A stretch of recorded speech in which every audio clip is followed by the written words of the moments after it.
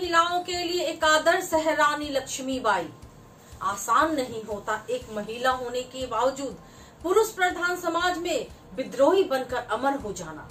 आसान नहीं होता एक महिला के लिए एक साम्राज्य के खिलाफ खड़ा हो जाना।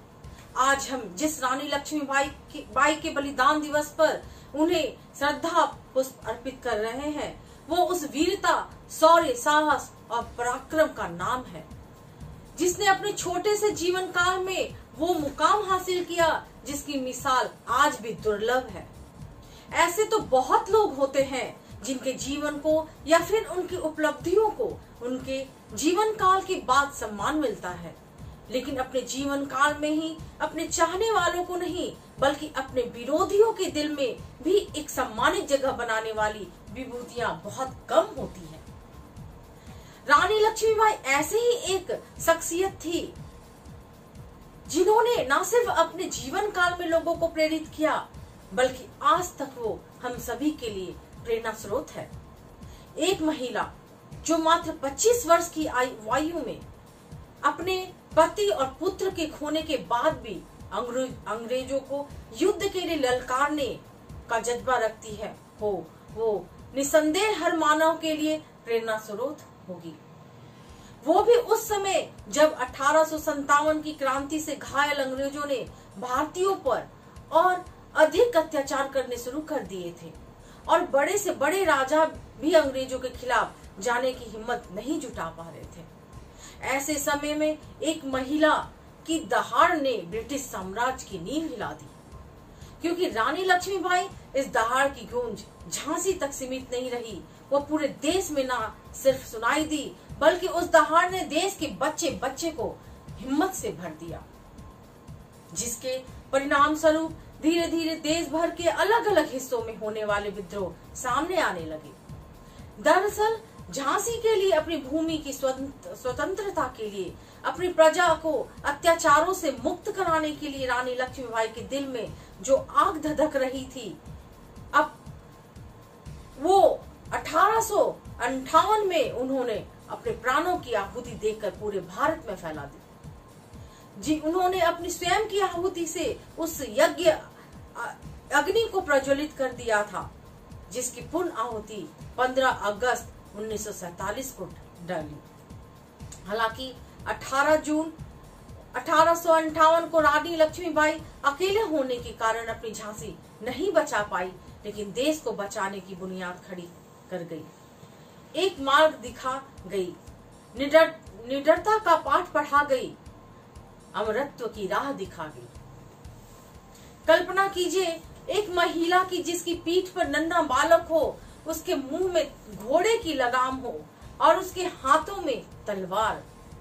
शायद हाँ, हमारे लिए कल्पना करना बड़ा मुश्किल है, मुश्किल नहीं है, क्योंकि हमने उनकी मूर्तियां देखी है, उनकी ऐसी तस्वीरें देखी है, लेकिन ये औरत कोई मूर्ति नहीं है, कोई तस्वीर नहीं है, किसी वीर रस की कवि की कल्पना भी नहीं है, यह हकीकत है।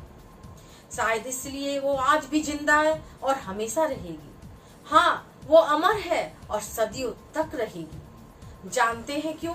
क्योंकि वो केवल इस देश के लोगों के दिलों में ही जिंदा नहीं, वो आज भी जिंदा है, अपने दुश्मनों के दिल में, अपने विरोधियों के दिल में, उन अंग्रेजों के दिल में, वो दिमाग में जिनसे उन्होंने लोहा लिया था।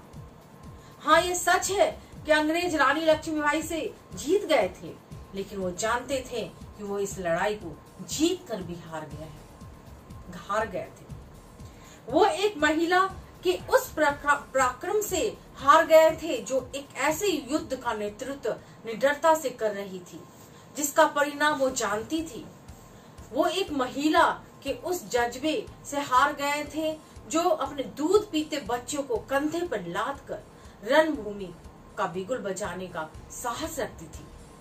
शायद इसलिए वो उनका सम्मान भी करते थे। उस दौर के कई ब्रिटिश अफसर बेहिचक स्वीकार करते थे कि महारानी लक्ष्मीबाई बहादुरी, बुद्धि, दृढ़ निश्चय और प्रशासनिक क्षमता का दुर्लभ मेल है और उन्हें अपने सबसे खतरनाक शत्रु मानते थे।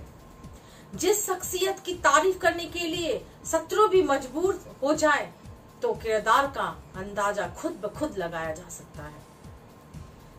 आज जब 21वीं सदी में हम 19वीं सदी की एक महिला की बात कर रहे हैं, उन्हें याद कर रहे हैं, उनके बलिदान दिवस पर उन्हें श्रद्धांजलि दे रहे हैं, तो मेरा मानना है कि यह सिर्फ एक रस्म अदायगी नहीं होगी, केवल एक कार्यक्रम नहीं होना चाहिए, बल्कि एक अवसर होना चाहिए। ऐसा अवसर जिसमें हम कुछ सीख सके। तो कुछ बातें जिनकी प्रेरणा हमें रानी लक्ष्मीबाई के जीवन में से ले सकते हैं। हर कीमत पे आत्मसम्मान स्वाभिमान की रक्षा। जब आपके पास दो विकल्प हो तो आत्मसमर्पण या लड़ाई, सरल शब्दों में कहे तो जीवन या स्वाभिमान में से चुनना, तो उन्हें स्वाभिमान को चुना। आत्मविश्वास। अंग्रेजों के मुकाबले संसाधनों और सैनिकों की कमी ने उनके हौसलों को डिगाने के बजाय और मजबूत कर दिया और वो दहाड़ पाई कि जीते जी अपनी झांसी नहीं दूंगी। लक्ष्य के प्रति दृढ़, अपनी झांसी को बचाना ही उनका लक्ष्य था, जिनके लिए वो अपनी जान देकर अमर हो गई। अपने अधिकारों के लिए लड़ना। मात्र 25 साल की आयु में अपने राज्य की रक्षा के लिए ब्रिटिश साम्राज्य से विद्रोह हमें सिखाता है कि अपने अधिकारों की रक्षा के लिए किसी भी हद तक जाया जा सकता है। अन्याय के खिलाफ आवाज उठाना। उन्होंने अंग्रेजों के अन्याय के खिलाफ आवाज उठाकर न्याय के लिए लड़कर गीता का ज्ञान चरितार्थ कर दिखाया। और अंत में जो सबसे महत्वपूर्ण और व्यवहारिक शिक्षा जो उनके जीवन से हमें मिलती है, वो ये है कि शस्त्र और शास्त्र विद्या, तार्किक बुद्धि, युद्ध कौशल और ज्ञान किसी औपचारिक शिक्षा की मोहताज नहीं है। रानी लक्ष्मीबाई ने कोई औपचारिक शिक्षा ग्रहण नहीं की थी, लेकिन उनकी युद्ध क्षमता ने ब्रिटिश साम्राज्य को भी अचंभे में डाल दिया था। शायद इसलिए वो आज भी हमारे जीवन में बीच जीवित है।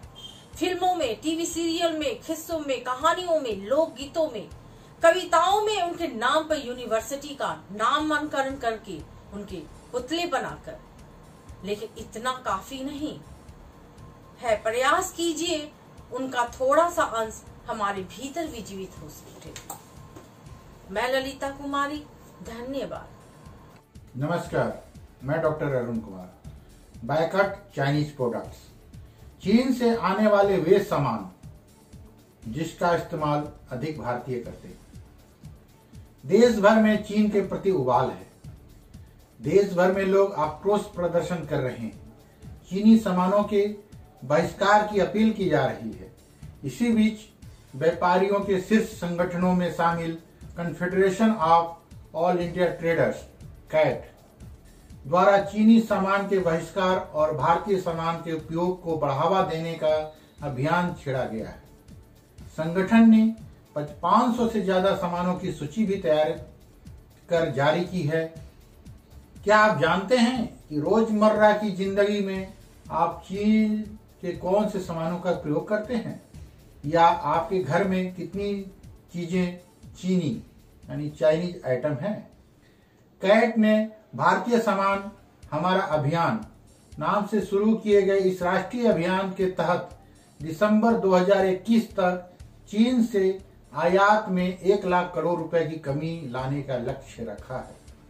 संगठन ने ऐसे 500 सामानों की सूची जारी की है जो चीन में निर्मित होकर भारत में आयात होते हैं। हम आप भी इनमें से बहुत सारे सामानों का उपयोग करते हैं। कैट की इस सूची में रोजमर्रा में काम वाली वस्तुएं, खिलौने, फैशन अपैरल, खाद्यान्न, घड़ियां, जेम्स एंड ज्वेलरी, वस्त्र, स्टेशनरी, कागज, घरेलू वस्तुएं, furniture, lighting, furnishing, fabric, textile, builder hardware, footwear, garments, kitchen का सामान, luggage, handbag, cosmetic, gift item, electrical and electronics, health products, packaging products, auto parts, feng shui items, Diwali एवं होली के सामान, चश्मे, ट्रपेस्टी मटेरियल आदि शामिल हैं। चीन के लिए भारतीय बाजार को हब कहा जाता है। हम में से अधिकतर भारतीय सुबह सोकर उठने से लेकर रात को सोने तक ना जाने कितनी ही चीन निर्मित सामानों का इस्तेमाल करते हैं। पिछले साल सामने आए एक आंकड़े के मुताबिक चीन का भारत को निर्यात $76 बिलियन का है। हमारे हर पर्व त्योहारों पर चीनी सामानों की धमक है। होली पर रंग और पिचकारियों से लेकर दीपावली में लक्ष्मी गणेश की मूर्तियां और सजावटी झालरों तक बहुत कुछ चीन से ही आता है। आइए जानते हैं भारत में चीन की सबसे ज्यादा आने और खपत होने वाली कौन से सामान हैं। इलेक्ट्रॉनिक सामान और उपकरण। देश में बड़े पैमाने पर smartphone, laptop, pen drive, TV kit, display board, AC card, memory card, sound records, LED board चीन से आते हैं। इनसे वायरलेस और कम्युनिकेशन उपकरण भी हैं। आज के समय में ज्यादातर भारतीयों के हाथ में चीन के बने स्मार्टफोन हैं। प्लास्टिक के सामान। आपके घर से लेकर प्लास्टिक के रोजाना घर से लेकर ऑफिस तक के इस्तेमाल किए जाने वाले सामान बड़े पैमाने पर चीन से ही आ रहे हैं। टॉयलेट, वॉशरूम की सफाई से लेकर व्यक्तिगत इस्तेमाल के सामानों तक आप नजर दौड़ाएंगे तो आपको मेड इन चाइना लिखा हुआ दिख जाएगा। फर्नीचर। बाजार में नजर आने वाले अधिकतर फर्नीचर में भी आपको चीनी उत्पाद दिख जाएंगे। इनमें सस्ते और महंगे फर्नीचर शामिल हैं। कुछ भारतीयों को अपनी लग्जरी घर बनवाने के दौरान स्पेशल ऑर्डर देकर फर्नीचर और फर्निशिंग के चीन सामान मंगवाते हैं। मेडिकल उपकरण। पहले यूरोप और अमेरिका से आयात किए जाने वाले मेडिकल उपकरण और ऑपरेशन थिएटर में इस्तेमाल होने वाले उपकरण अब बड़ी मात्रा में चीन से आते हैं। कोरोना महामारी के दौर में भी चीन ने मास्क, थर्मामीटर, ग्लव्स के अलावा अन्य कई मेडिकल उपकरण भारतीय बाजार में पहुंचाया। चश्मे।